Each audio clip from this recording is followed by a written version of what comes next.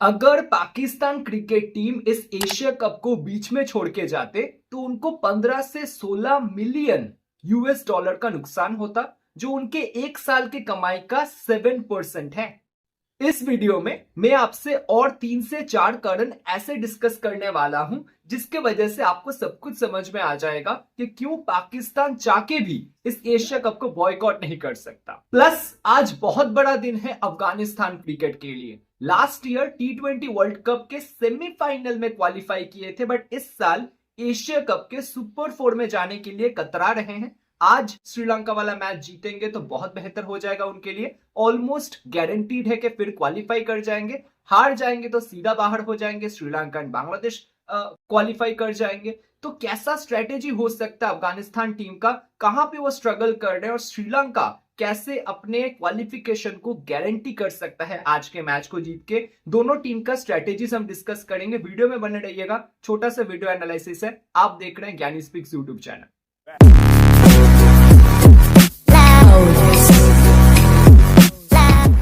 अच्छा, जैसा कि आपको पता है कि पाकिस्तान एंड यूएई वाला मैच जो कि कल हुआ था, थोड़ा सा लेट शुरू हुआ, 1-1.5 घंटा लेट। मतलब आप एक टाइम पे ऐसा सोच रहे थे, मैं भी सोच रहा था कि क्या पाकिस्तान एक्चुअली में बॉयकॉट के तरफ जा रहे हैं। अब मुझसे ना कुछ भाइयों ने पूछा था कि अगर पाकिस्तान क्रिकेट टीम को एक्चुअली में बॉयकॉट करना ही नहीं था तो इतना बवाल काहे के लिए किया, यूएई वाला मैच इतना लेट शुरू क्यों करवाया। अब देखो, बात इतना सा है कि पीसीबी उधर से कोशिश कर रहा था कि आईसीसी के ऊपर प्रेशर क्रिएट किया जाए अपने टीम को ग्राउंड पे टाइम पे ना भेज के, ताकि उधर से आईसीसी प्रेशर के अंदर आके एंडी पाइक्रॉफ्ट जो मैच रेफरी थे इंडिया वर्सेस पाकिस्तान में, जिसको लेके सारा मुद्दा है पीसीबी का, उनको वो बर्खास्त कर दे या सस्पेंड कर दे।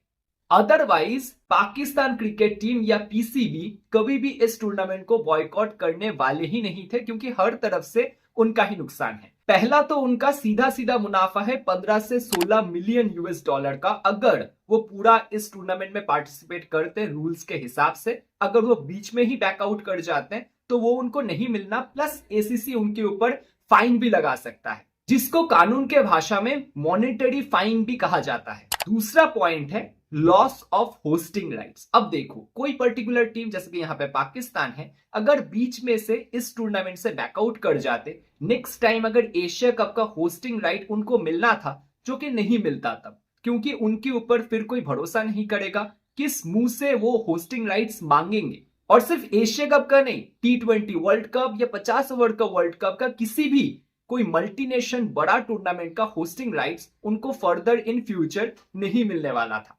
तीसरा बड़ा कारण तो यह है, जो कि बहुत ज्यादा लॉजिकल है, कि इंडिया से आप ऑलरेडी एक बार हार के बैठे हैं इस टूर्नामेंट में। दूसरा मैच आपका इसी संडे को होना है, वो सुपर 4 का। फिर फाइनल में भी पोटेंशियल है कि आप दोनों आमने सामने आ सकते हैं। तो ऑलरेडी आप क्योंकि एक बार हार के बैठे हैं, बेइज्जत तरीके से आपको हराया गया है, आप चाहेंगे रिवेंज लेना, या आप इसको रिडेम्पशन भी कह सकते हैं। तो पाकिस्तान कभी भी नहीं चाहेगा उस मौका को छोड़ना। एटलीस्ट वो फेस तो करना चाहेंगे। अगर बैकआउट ही कर जाएंगे टूर्नामेंट से तो फेस करने का सवाल ही नहीं उठता, रिडेम्पशन लेने का तो सवाल ही पैदा नहीं होता। फिर चौथा पॉइंट जो मैंने आपसे कल टेलीग्राम चैनल पे भी डिस्कस किया था, जब ये रूमर शुरू हुआ था कि शायद ये बैकआउट कर रहे हैं, कि अगर ये बैकआउट कर जाते, ये टूर्नामेंट से बॉयकॉट कर जाते, तो वॉकओवर पॉइंट्स कल किनको मिलने थे? यूएई को मिलने थे। यूएई सीधा सीधा सुपर 4 के लिए क्वालिफाई कर जाता।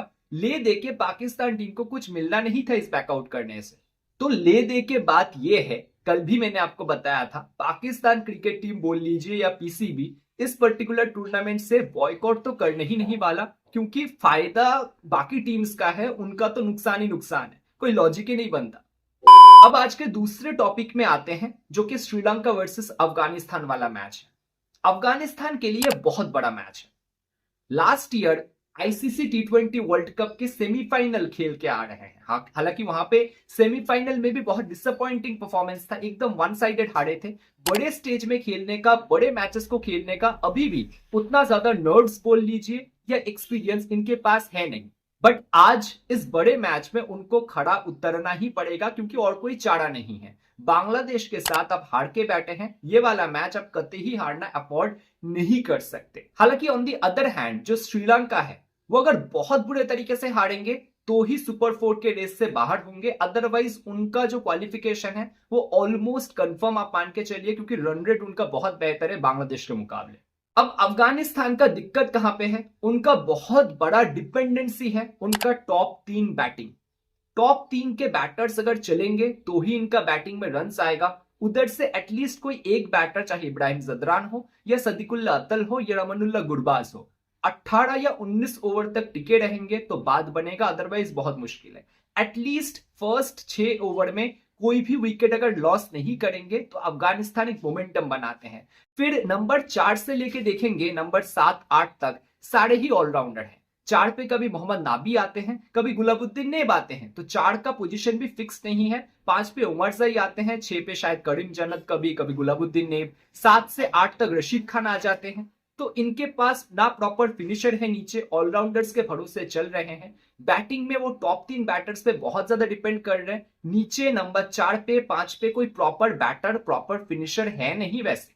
और ये बात इस चैनल पे मैं पहली बार नहीं बोल रहा, जब ये सक्सेसफुली ट्राई नेशन सीरीज में खेल रहे थे इस एशिया कप के पहले, तब भी मैंने बहुत बार डिस्कशन किया है। एशिया कप शुरू होने से पहले भी हम इस चैनल पे डिस्कशन किए थे जब हमने स्क्वाड एनालिसिस किया था। जिस दिन सदीकुल्ला अतल इब्राहिम जदरान का पार्टनरशिप नहीं चलेगा उस दिन आप क्या करेंगे, क्योंकि रमनुल्लाह गुरबाज भी टॉप ऑर्डर में बहुत ज्यादा स्ट्रगल कर रहा है, वो फॉर्म में नहीं है, रिदम में नहीं है वो। तो जब आपका पूरा टीम वो टॉप 3 बैटर्स पे भरोसा कर रहा है और स्पिन बॉलिंग डिपार्टमेंट में अब भरोसा दिखा रहे हैं, बट स्पिन बॉलिंग डिपार्टमेंट भी कब गेम में आएगा, जब आपके पास रन्स ऑन द बोर्ड होंगे। क्योंकि अबू धाबी में जब आप मैचेस खेलेंगे स्पिनर्स का उतना रोल नहीं है जो आपने बार बार अफगानिस्तान वाले मैचेस में देखे हैं। क्योंकि अफगानिस्तान जितने भी मैचेस खेले हैं अब तक एशिया कप में, अबू धाबी में खेले हैं, दुबई तो वो सुपर 4 में क्वालिफाई करेंगे तो जाएंगे। और यहीं पे श्रीलंका उनको पकड़ सकते हैं। शुरुआत में क्या श्रीलंका 2-3 अर्ली विकेट ले सकता है। अब श्रीलंका भी यहाँ पे फंसा हुआ है। क्यों फंसा हुआ है, क्योंकि श्रीलंका के पास अर्ली स्ट्राइक बॉलर ले दे के एक ही है दुश्मन था, चमीरा। थिक्साना पावर प्ले में स्ट्राइक नहीं कर रहे हैं, कभी ये बिनुरा फर्नांडो को खिलाते हैं, कभी पातिराना को खिलाते हैं, कभी थुसारा को खिलाते हैं। अब देखते हैं चमीरा को कोई सपोर्ट कर पाते हैं क्या। मेरे हिसाब से आज के मैच में चमीरा एटलीस्ट शुरुआत में 1 विकेट तो लेके जाएंगे। उनको अगर कोई सपोर्ट करे जो उनके साथ टैंडम में बॉलिंग करेगा तो श्रीलंका के लिए काम आसान हो जाएगा, क्योंकि अफगानिस्तान को पकड़ना बहुत आसान है। टॉप 3 का विकेट आप जल्दी ले लो, अफगानिस्तान फिर पैनिक करने लगते हैं और मिडिल ऑर्डर में कोई स्टेबल बैटर नहीं है, सारे ही ऑलराउंडर भरे पड़े हैं, जिनमें से भी सिर्फ उमर जाई का बैटिंग का फॉर्म लगा हुआ है और एकदम नीचे रशीद खान का बैटिंग का फॉर्म लगा हुआ है। ना गुलाबुद्दीन ने फॉर्म में है, ना करीम जन्नत फॉर्म में है, ना मोहम्मद नाबी फॉर्म में है। और उधर श्रीलंका का भी बैटिंग बहुत ज्यादा स्टेबल नहीं है, इनका बहुत ज्यादा डिपेंडेंसी है पथुम निसंका एंड कैप्टन चरित असलंका के ऊपर। ना कुशल परेरा उस हिसाब से परफॉर्मेंस कर रहा है। कमिल मिसारा तो अभी आए हैं नंबर 3 पे, उनको सडनली मौका दिया गया है इस एशिया कप में, समझ नहीं आ रहा, बट एक मैच में चले हैं, अगेन दूसरे मैच में नहीं चले हैं। टॉप ऑर्डर में निसंका का जो पार्टनर है कौन, कुशाल मेंडिस विकेट कीपर, वो भी बहुत कोई खास नहीं कर रहे हैं of late.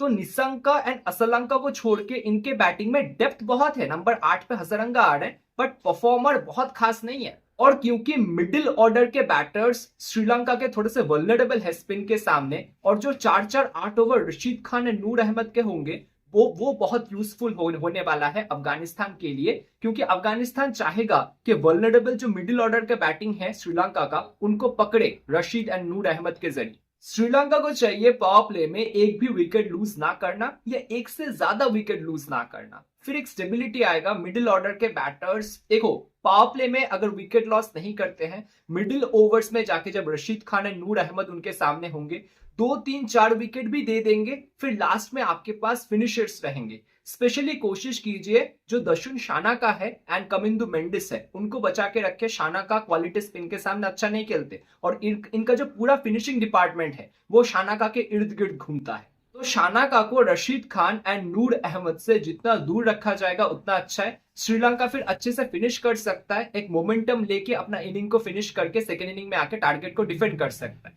On the other hand Afghanistan क्या कोशिश करेगा, पावर प्ले में ये जो टॉप 3 बैटर्स है वही खेले। नंबर 4 का बैटिंग 12-13 ओवर के पहले नहीं आए तो अफगानिस्तान के लिए बहुत बेहतर है। अगर 4-5 का बैटिंग 10-11 ओवर तक या 8-9 ओवर तक आ गया तो आप समझ लीजिएगा अफगानिस्तान का कोलैप्स ऑलमोस्ट कंफर्म है। क्योंकि नंबर 4-5 पे इनका जो बैट्समैन है उनको समझ नहीं आता अगर उनका अर्ली बैटिंग आ जाए कि कैसे हम इनिंग को आगे लेके जाए। आपने पिछले मैच में नोटिस किया था उमर जाई बैक टू बैक 2 छक्का मार चुका था किसी एक बॉलर के सामने, तस्किन अहमद थे। वो तीसरे बॉल पे भी और एक छक्का मारने गए जब वो खुद 15 बॉल में 30 रन या 31 रन बना के खेल रहे थे। 200 के स्ट्राइक रेट से ऑलरेडी बैटिंग कर रहे थे। पहले 2 बॉल में ओवर के 2 छक्का आ चुका है। टीम थोड़े से ट्रबल में है, नीचे ज्यादा बैटर है नहीं, अभी भी 50 रन के करीब करीब है चेस करने के लिए। आप मुंह उठा के मार रहे, तो एक्सपीरियंस का कमी है, मैच्योरिटी का कमी है। अगर लास्ट मैच अफगानिस्तान का आपने ऑब्जर्व किया होगा, बांग्लादेश के सामने सिर्फ 8 रन से हारे हैं और ये खुद 4 से 5 फील्डिंग लैप्सेस किए हैं जहां पे बाउंड्रीज उन्होंने कंसीड किया है। एक कैच छूटा है शुरुआत में फजल हक फारूकी के बॉल में, वो तो डेफिनेटली एक विकेट देके जा सकता था, उससे मोमेंटम चेंज हो सकता था पूरा। तो ये फील्डिंग लैप्सेस नहीं करेंगे, रन्स रोकेंगे, प्रेशर क्रिएट करेंगे, कैचेस आएगा तो कैचेस को पकड़ेंगे, तो अफगानिस्तान के लिए जीतना बहुत मुश्किल नहीं होना चाहिए इस मैच में। दोस्तों ये मेरा फैंटेसी कॉम्बिनेशन है। आई होप ये छोटा सा वीडियो एनालिसिस आपको पसंद आया है। इस फैंटेसी कॉम्बिनेशन को रिगार्डिंग आपको कोई भी सवाल है तो आप कमेंट सेक्शन में कमेंट करके जरूर से पूछ सकते हैं। बाकी ये मेरा फैंटेसी कॉम्बिनेशन है, इसमें कोई भी चेंज करना है आपको तो बिल्कुल कर सकते हैं। जो मैंने लॉजिकली आपको समझाया है, जो एनालाइज किया है, उसके हिसाब से ये कॉम्बिनेशन बना है।